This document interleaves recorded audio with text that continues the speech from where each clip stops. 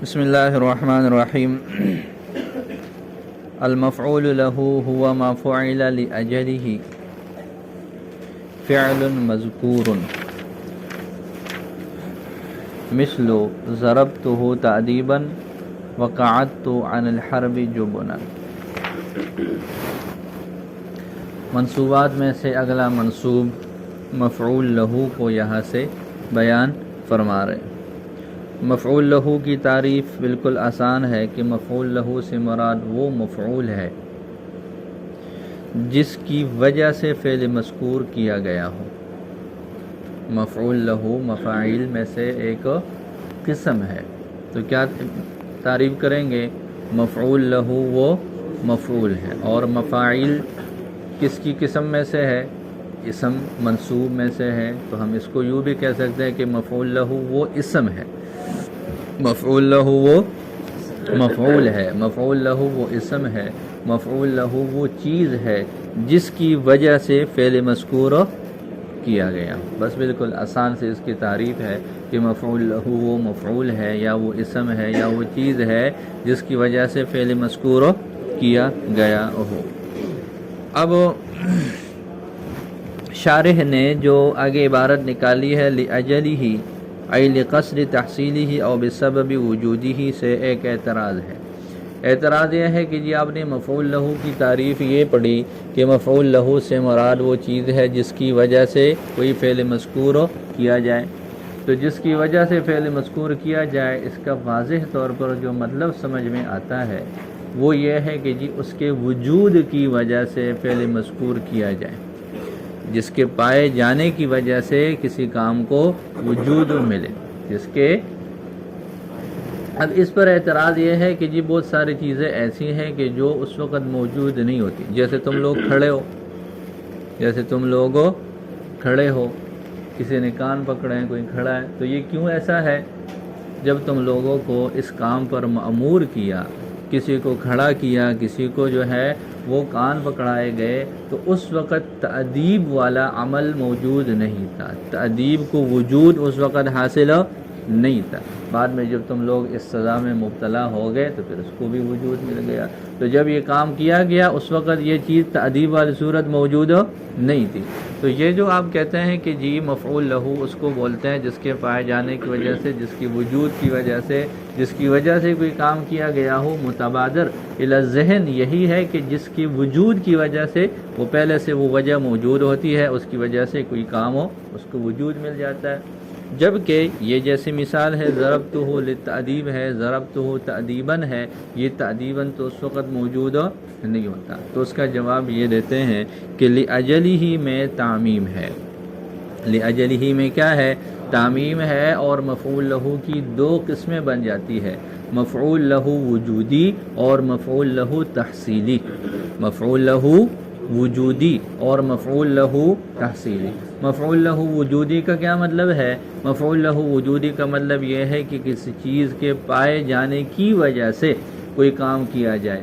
دوسری صورت یہ ہے کہ کسی چیز کو حاصل کرنے کے لیے ابھی اس کو وجود نہیں ملا، اس کو وجود ملے گا جب یہ کام کیا جائے گا، اس کو حاصل کرنے کے لیے کام کیا جائے، تو یہ دونوں ہی صورتیں یہ اس کو شامل ہے۔ تو فرماتے ہیں لأجلہ اس کی وجہ سے، اس کی وجہ سے کیا مطلب ہے؟ دو شکلیں، لقصد تحصیلہ اس کو حاصل کرنے کی قصد سے، جیسے ضربت تأدیباً، جیسے ضربت تأدیب کو حاصل کرنے کے لیے ضرب والا کام کیا گیا، اور بسبب وجودہ یا اس کے پائے جانے کی وجہ سے۔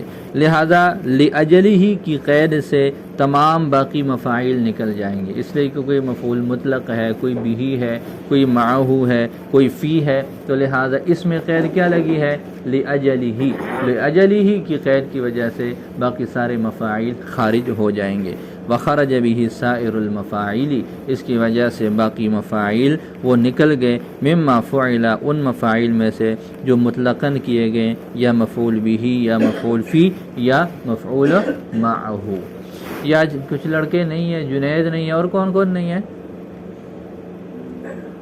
کس کے قریب بیٹھنے والا ساتھی نہیں ہے بتاؤ؟ ہاں، کلیم اللہ تو بیمار ہے، کلیم اللہ بھی بیمار ہے، محمد احمد بھی بیمار ہے، اس کے علاوہ کون نہیں ہے؟ ایک تو جنید ہے اور ہے ہاں جو ساتھی نہیں ہے ایک ساتھی چلا جائے، ان سب کو پکڑ کے لے آؤ. شاباش، آج جمعرات بنا رہے ہیں سارے لگتا ہے. فیضان جلدی آنا. جی تو لأجلی ہی کی قید سے مفعول لہو کی کیا ہو جاتی ہے؟ تخصیص ہو جاتی ہے باقی تمام مفاعیل کی بنسبت. اس کے بعد فعل ہے تو فعل سے مراد جیسے آپ نے اس سے پہلے مفعول فی میں پڑھ لیا جس میں یوں کہا گیا تھا کہ ما فعل فیہ فعل، وہاں پر فعل سے مراد فعل اصطلاحی نہیں بلکہ فعل لغوی ہے. بالکل وہی وضاحت ادھر بھی ہے کہ یہاں فعل سے مراد حدث مراد ہے، فعل اصطلاحی مراد نہیں ہے. جی اس لیے کہ جو چیز کی جاتی ہے وہ صرف معنی حدثی ہے، جو چیز کی جاتی ہے وہ صرف کیا ہے؟ وہ فعل میں سے صرف معنی حدثی ہے، نسبت الی الفاعل اور نسبت الی الزمان کو فعلہ کے ضمن میں نہیں لایا جا سکتا. تو اس وجہ سے فعل سے مراد حدثن ہے، یعنی اس کا لغوی معنی ہے، اس کا اصطلاحی معنی نہیں ہے. مذکور جو کیا ہو فعل مذکور کیا گیا تو فعل مذکور پر وہی اعتراض کہ جی کسی نے یوں کہہ دیا کہ لما ضربت زیدن، اس نے جواب میں کیا کہہ دیا؟ تأدیباً. تو یہ تأدیباً تو مفعول لہو ہے لیکن اس سے پہلے کوئی فعل مذکور نہیں ہے. تو وہ ساری وضاحتیں آپ لوگ پڑھ چکے ہو کہ مذکور عام ہے، ملفوظ حقیقتاً یعنی وہ جو کہ کیا ہو؟ ملفوظ ہو، حقیقتاً ہو، جیسے ضربت تأدیباً او حکماً، یا پھر وہ کیا ہو؟ مذکور حکماً ہو یعنی مقدر ہو. فلا یخرج عنہ، لہذا اس سے نہیں نکلے گی وہ صورت ما کان فعلہ مقدراً جہاں پر اس کا فعل مقدر ہو. کما اذا قلت تأدیباً، جیسے کہ تم نے تأدیباً کہا فی جواب من قال، اس آدمی کے جواب میں جس نے کہا لما ضربت زیدن. اس کے بعد آگے ہے فقولہ مذکورن. اس سے احتراز ہو جائے گا، یہ جو مذکور کا لفظ ہے اس سے احتراز ہو جائے گی ان صورتوں سے جہاں پر جو فعل مذکور ہے جہاں پر جو ہے وہ فعل مذکور نہ ہو، جہاں پر مطلوبہ جو فعل ہے وہ مذکور نہ ہو، جس کی وجہ سے وہ کام جو ہے وہ مفعول لہو کی وجہ سے جو فعل ہوا ہے وہ فعل وہاں پر مذکور نہ ہو. جیسے اس کی مثال ہے اعجبنی التأدیب، مجھے آپ کا یہ تأدیب والا عمل بڑا اچھا لگا. اب تأدیب کے لیے کون سا عمل کیا گیا؟ ہاں تأدیب کے لیے جو بھی کام کیے گئے، کھڑا کیے گئے لڑکوں کو، ہاں اسی طریقے پر کان پکڑائے گئے، ان کی کٹائی ہوئی، ان کی پٹائی ہوئی. تو کسی نے یہ دیکھا، بعد میں ملاقات ہوئی تو اس نے کیا کہا؟ اعجبنی التأدیب، آپ کا جو ادب سکھانے کا طریقہ کار ہے یہ مجھے بڑا اچھا لگا. اب وہ کام جو ادب سکھانے کے لیے کیا گیا ہے وہ اعجبنی التأدیب میں مذکور نہیں ہے. اعجبنی التأدیب میں مذکور تو تأدیب جس کی وجہ سے کام ہوا ہے وہ تو موجود ہے لیکن وہ کام جو ہوا ہے وہ مذکور نہیں ہے. لہذا مذکور کی قید سے اس طرح کی جو مثالیں ہیں وہ خارج ہو جائیں گی. بات سمجھ آ گئی؟ تو دیکھو فقولہ مذکور، لہذا ماتن کا جو قول ہے مذکور، یہ احتراز ہو جائے گا اعجبنی التأدیب جیسی مثال سے. اس سے اعجبنی التأدیب جیسی مثال سے. فإن قلت، پس اگر تم نے کہا کیف یصح الاحتراز عنہ، اب یہاں پر یہ کہہ رہے ہیں کہ جی آپ یہ کیسے کہہ رہے ہیں کہ فعل مذکور نہیں ہے؟ آپ یہ کیسے کہہ سکتے ہیں کہ فعل مذکور نہیں ہے؟ اعجبنی التأدیب میں تأدیب کی وجہ سے جو کام ہوا ہے بالفرض ضرب والا کام ہوا ہے، تو ضرب تو کسی نہ کسی جگہ موجود ہے نا. کوئی تو ضرب کا لفظ کہہ رہا ہے، کسی جملے میں موجود ہے، کسی کلام میں موجود ہے، کسی اور کتاب میں مذکور ہے. تو یہ تو بات ہی ٹھیک نہیں ہے آپ کی جی وہ مذکور نہیں ہے. مذکور تو کسی نہ کسی صورت میں ہے.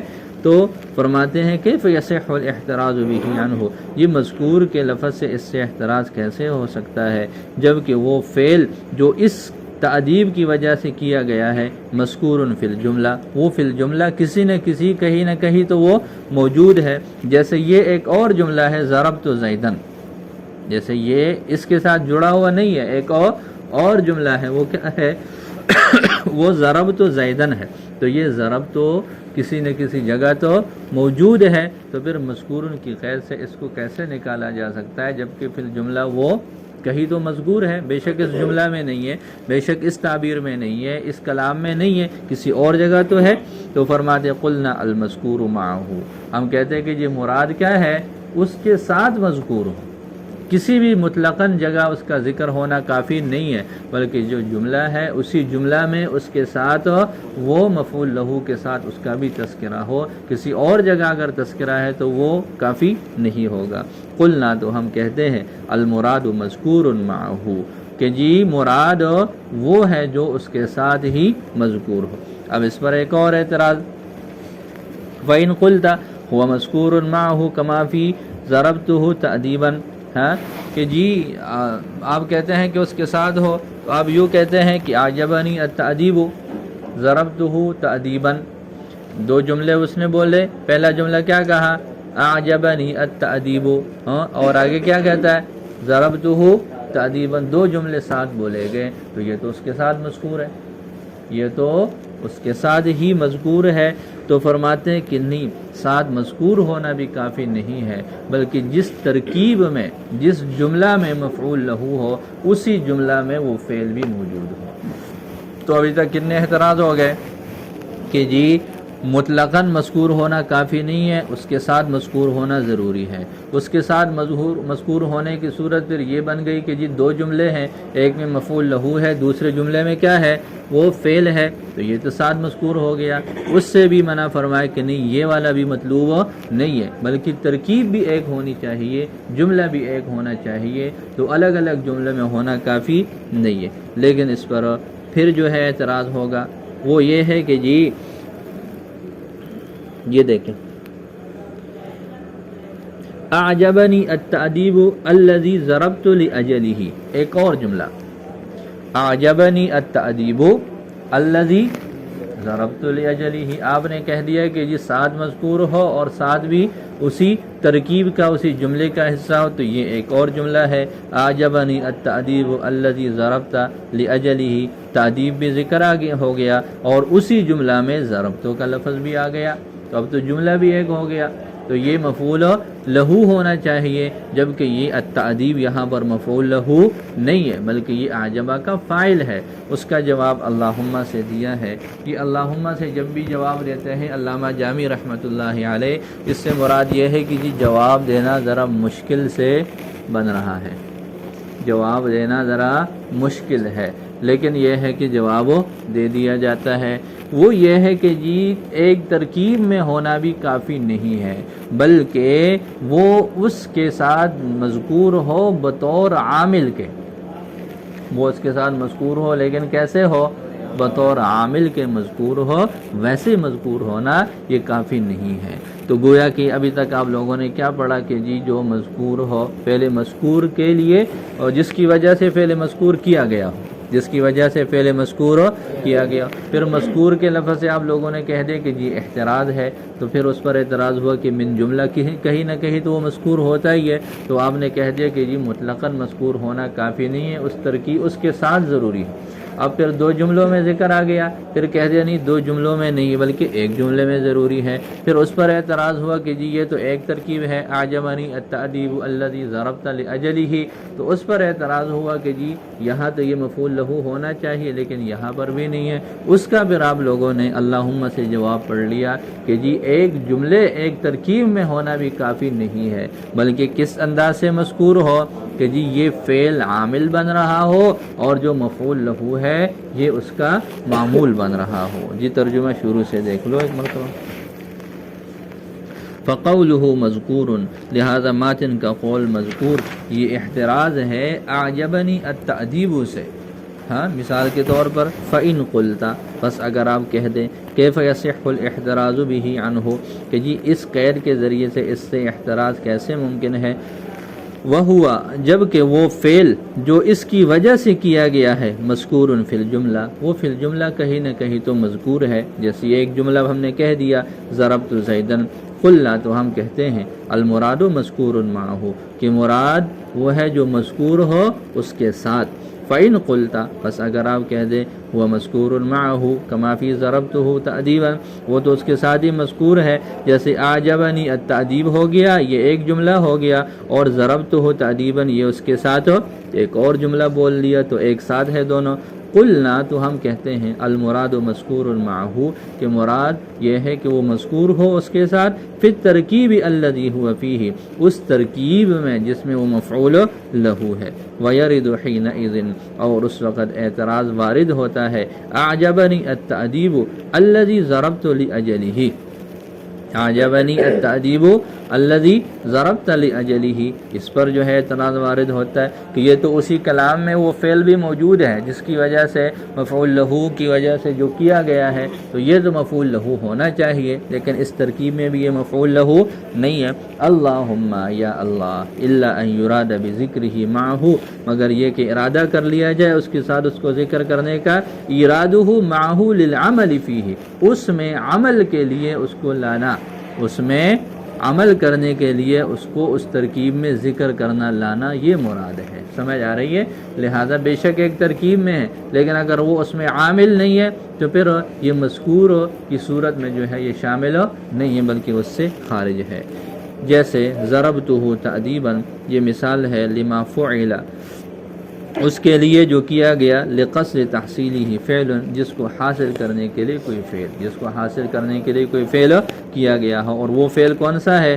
وہو ضرب اور وہ ضرب ہے۔ فإن التأدیب کہ بے شک تأدیب انما یحصل بالضرب کہ جی وہ حاصل ہے کس کے ذریعے سے؟ ضرب کے ذریعے سے، ویترتب علیہ اور اسی پر اس کا وجود مترتب ہے۔ ضرب ہوگا مار پڑے گی تو ادب آئے گی، مار پڑے گی تو یہ حضرت معاذ بن جبل رضی اللہ تعالیٰ عنہ فرماتے ہیں کہ جی مجھے رسول اللہ صلی اللہ علیہ وسلم نے 10 باتوں کی وصیت فرمائی، ان 10 باتوں میں سے ایک بات یہ بھی ہے کہ جی گھر میں کوڑا لٹکانا چاہیے، گھر میں ڈنڈا ہونا چاہیے۔ ڈنڈا کیوں ہونا چاہیے؟ ادب سکھانے کے لیے، جب ضرورت پڑے تو ڈنڈے کا استعمال ہو، ہاں گھر میں بچوں کے لیے بطور تربیت کے ان کو سکھانے کے لیے، اس لیے کہ بغیر مار کے بغیر سختی کے بہت کم ہی بات سمجھو آتی ہے۔ تو یہ 10 باتوں کی جو وصیت کی تھی رسول اللہ صلی اللہ علیہ وسلم نے، ان 10 باتوں میں سے ایک بات یہ بھی ہے کہ کیا ہونا چاہیے؟ ادب کے لیے ہمیشہ گھر پہ ایک ڈنڈا ہونا چاہیے، ڈنڈا ہونا چاہیے۔ تو جب گھر میں ڈنڈا ہونا چاہیے تو کلاس میں تو بدرجہ اولا ہونا چاہیے۔ یہ بات آ گئی، بٹھانے کا ارادہ تھا لیکن اب یہ بات آ گئی، اب نہیں بٹھاؤں گا۔ آج بٹھا دیا تو پھر کل تم پھر سستی کرو گے، اس وجہ سے کھڑے رہو اور کان پکڑے رہو۔ ہیں کیا کہہ رہے ہیں؟ کل تو ہے ہی چھٹی۔ چلو آج جمعرات ہے، بیٹھ جاؤ، سارے بیٹھ جاؤ آج، ہفتے سے پھر اپنے اپنے مقام پہ کھڑے رہنا۔ تو بھی بیٹھ جا نکما۔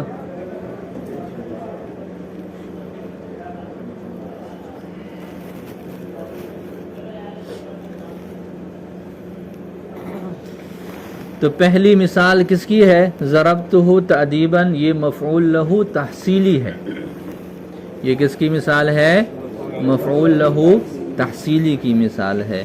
دوسری صورت ہے قعدت عن الحرب جبنا، میں بزدلی کی وجہ سے لڑائی سے بیٹھ گیا، بزدل ہوں، ہاں ڈرپوک ہوں، اس وجہ سے لڑائی میں شرکت نہیں کی۔ تو یہ ڈرپوک ہونا اس میں پایا جا رہا ہے کہ پہلے لڑائی میں جائے گا تو اس کو وجود ملے گا، لڑائی میں جا کر تو اس میں دلیری آئے گی، ہاں تو یہ اس کا جبن جو ہے، اس کا خوف ہے، اس کا ڈر جو ہے وہ پہلے سے اس میں موجود ہے، تو اس کے ڈر کی وجہ سے وہ لڑائی میں شرکت نہ کر سکا، تو یہ وجودی کی مثال ہے۔ یہ مثال، یہ ایک مثال ہے لما فعل بسببہ، بسبب وجودہ فعل، جس کے پائے جانے کی وجہ سے فعل کیا گیا، وہو القعود، اور وہ فعل کون سا ہے؟ بیٹھنے والا، پیچھے رہ جانے والا کام ہے۔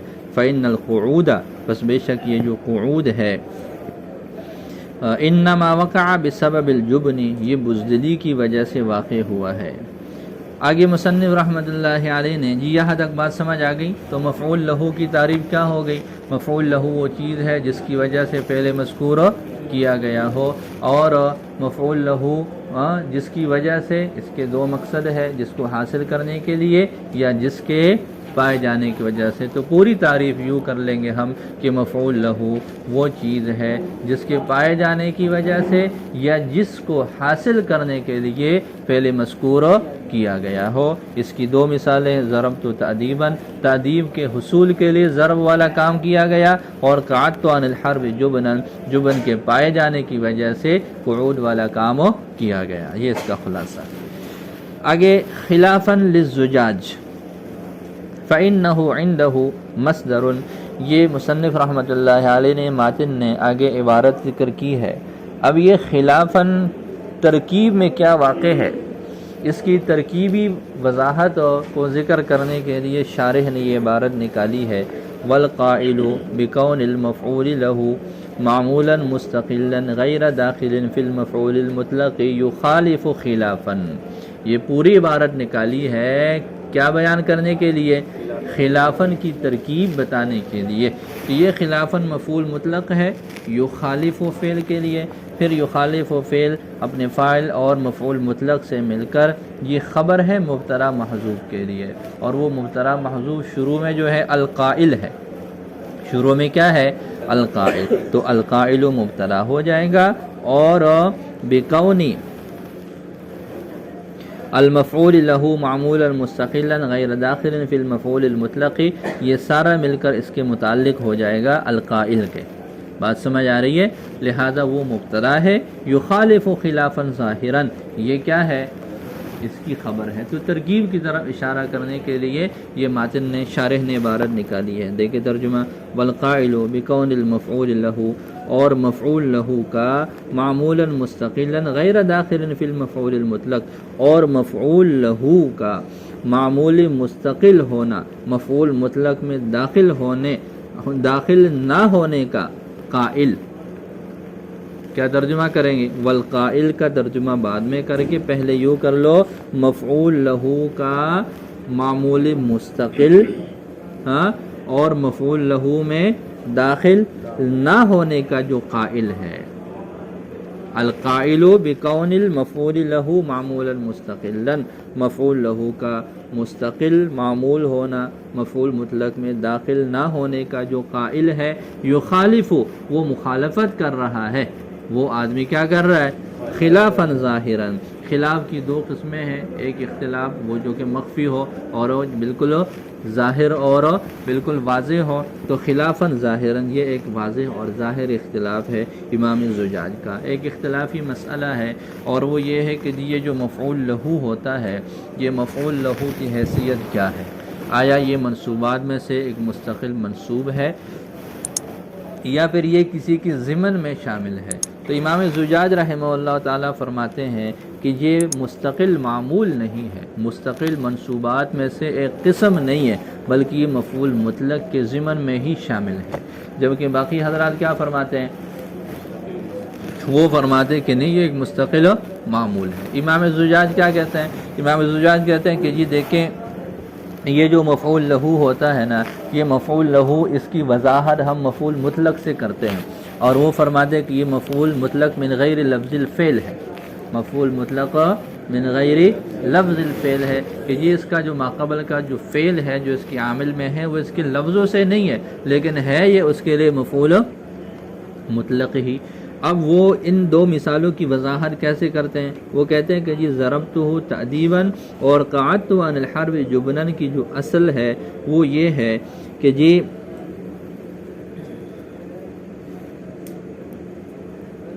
ضربتہ ضرب تأدیب، یا تو یوں کہہ دیں قعدت قعود جبن۔ ایک وضاحت انہوں نے یہ دی ہے کہ ضربتہ تأدیباً کی اصل کیا ہے؟ ضربتہ ضرب تأدیب، ضربتہ، اس التأدیب سے پہلے یہاں پر ضرب مضاف محذوف ہے، اور یہ اس کا مضاف الیہ ہو جائے گا، پھر مضاف کو حذف کر لیا گیا اور اس کو منصوب بنا لیا گیا مضاف کی جگہ۔ تو وہ فرماتے کہ اصل اس کی کیا ہے؟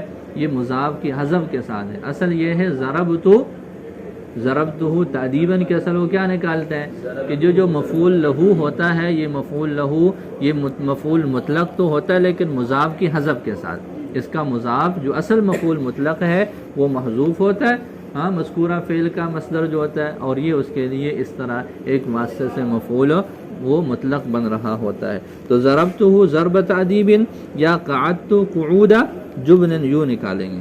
دوسری اس کی وضاحت وہ یوں کرتے ہیں کہ ادبتہ بالضرب تعدیبا، اور جبنت فی القعود عن الحرب جبنا، وہ فرماتے ہیں کہ جی اسی یہ جو مفعول لہو کی شکل میں مصدر موجود ہے، اسی مصدر کا آگے ایک فعل نکالیں گے، اسی مصدر کے لیے آگے ایک تو دو صورتیں، یا تو یہ ہے کہ مذکورہ فعل جو ہے آگے اس کا مصدر نکال لیں، یا جو مذکورہ مصدر ہے مفعول لہو کی شکل میں اسی کے لیے پہلے ہم کیا نکال لیں، اسی کا فعل آگے محذوف نکال لیں۔ تو وہ دو وضاحتیں اس کی دیتے ہیں، یا تو ادبتہ بالضرب تعدیبا اور جبنت فی القعود عن الحرب جبنا نکال لیں۔ اب یہ دیکھیں تعدیباً کے لیے ادبتو نکال لیا، جبنن کے لیے جبنتو نکال لیا، ہاں یہ اس کے لیے فعل نکالا۔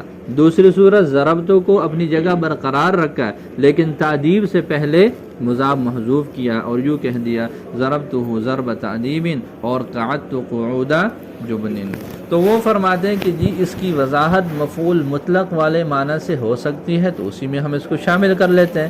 اس کا جواب دیا شارح کی طرف سے کہ جی آپ کا یہ کہنا ٹھیک نہیں ہے، یہ کہنا آپ کا ٹھیک ہو نہیں ہے۔ کیا کہنا ٹھیک نہیں ہے؟ یہ کہنا ٹھیک نہیں ہے کہ جی مفعول لہو ہے تو اس کی وضاحت ہم مفعول مطلق سے دے سکتے ہیں، تو لہذا یہ مفعول لہو وہی صورت بن جائے گی۔ ایک نوع کی وضاحت کا ہونا دوسری نوع سے، اس سے یہ بات ہرگز لازم نہیں آتی کہ اب یہ نوع وہی چیز بن گئی۔ اب جیسے حال ہے اور ظرف ہے، جیسے کیا ہے، حال ہے اور ظرف ہے، یہ دو الگ الگ چیزیں ہیں، ظرف الگ ہے اور حال الگ ہے۔ اب ایسے ہوتا ہے کہ بعض مرتبہ حال کی وضاحت ظرف سے دیتے ہیں اور ظرف کی وضاحت حال سے دیتے ہیں، تو اس کا یہ مطلب تو نہیں ہے کہ حال کو ظرف بنا دیں گے یا ظرف کو حال بنا دیں گے۔ جیسے انہوں نے ایک مثال بھی دی ہے، جاء زید راکبا، راکبا حال ہے لیکن اس کا معنی ہم یوں دے سکتے ہیں جاء زید وقت الرکوب، جاء زید وقت الرکوب۔ اب یہاں پر وقت الرکوب اس کے لیے مفعول فی بن گیا، اس کے لیے ظرف بن گیا، تو لہذا اب حال کا معنی وہ ظرف سے ادا ہو سکتا ہے لیکن اس کا یہ مطلب تو نہیں ہے کہ جی اب کیا کر دیا ہم نے ظرف کا وجود ختم کر کے کہہ دیا کہ جی یہ بھی حال ہے۔ ہاں تو ایک نوع کی وضاحت، ایک نوع کا معنی اگر کسی اور نوع سے حاصل ہو سکتا ہو تو اس کو ہم وقتی وضاحت تو کہہ سکتے ہیں، لیکن یہ نہیں کہہ سکتے کہ جی ایک کا وجود ختم ہو کر وہ دوسرے کے اندر ہی چلا جائے گا، ایسی بات تو ہم نہیں کہہ سکتے۔ دیکھو تو خلافاً ظاہراً للزجاج فإنہ، پس ان کے نزدیک یہ جو مفعول لہو ہے عند الزجاج یعنی زجاج کی ہاں مصدر، یہ مصدر ہے من غیر لفظ فعلہ، اپنے فعل کے لفظ کے غیر کے ساتھ۔ لفظ الفعل کا غیر سے کیا مراد ہے؟ یعنی مفعول مطلق آپ لوگ پڑھ چکے ہو کہ ماقبل والے فعل کا ہم لفظ ہم معنی ہوتا ہے، تو یہ ایسا معاملہ ہے کہ یہ ہم لفظ نہیں ہے۔ فالمعنی عندہ، لہذا ان کے نزدیک دونوں مثالوں میں معنی جو ہو جائے گا مذکورہ مثالوں میں وہ یوں ہوگا ادبتہ بالضرب تعدیبا اور جبنت فی القعود عن الحرب جبنا، یا پھر یوں ہو جائے گا ضربتہ ضرب تعدیب اور یا یوں ہو جائے گا قعدت قعود جبن۔ ترجمہ کیا ہو جائے گا مثالوں کا؟ ادبتہ بالضرب تعدیبا، میں نے مار کے ذریعے سے اس کی تعدیب کی، اور جبنت فی القعود عن الحرب جبنا، میں نے لڑائی سے بیٹھنے میں بزدلی دکھائی، میں نے لڑائی سے بیٹھنے میں بزدلی والا کام کیا۔ ضربتہ ضرب تعدیب، میں نے اس کو تعدیب والا مار مارا، اور قعدت قعود جبن، اور میں بزدلی کا بیٹھنا بیٹھ گیا۔